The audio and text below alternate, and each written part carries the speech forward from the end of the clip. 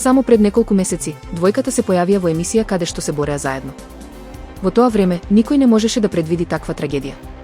Карлос и Каролина се појавија во емисија на бразилската телевизија SBT, само пред неколку месеци, каде што се обидоа заедно да победат други парови. Изгледаа среќни, обединети и задоволни. Сепак, реалноста очигледно беше поинаква или нешто големо се промени во меѓувреме. Швајцарското село Блатен е делумно уништено откако огромен дел од глечер се сруши во долина. Иако селото беше евакуирано пред неколку дена поради страв од уривање на глечерот Берч, едно лице беше пријавено како исчезнато. Многу куќи беа целосно срамнети со земја. Градоначалникот на Блатен, Матијас Белвалд, рече дека се случило незамисливото, но рече дека селото се уште има иднина. Локалните власти побараа поддршка од единицата за помош при катастрофи на швајцарската војска, а членови на швајцарската влада се на пат кон местото на настанот.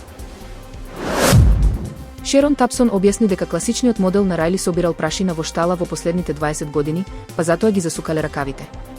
Прво ќе ви покажам како изгледал ентериерот порано, рече жената, покажувајќи фотографија од прашливите кожни седишта, кои оттогаш се отстранети. Кога гледачите можеа да видат како сега сјае винтидж автомобилот, Шерон покажа фотографија од предмет што го пронашле случајно на подот од возилото.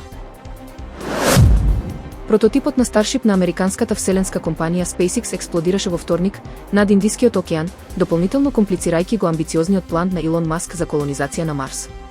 Старшип е најголемиот и најмоќниот ракетен систем што човештвото некогаш го направило. Ова вселенско летало е клучен дел од планот на SpaceX за човечка мисија на Марс и требаше да биде главен столб на долгорочното вселенско населување.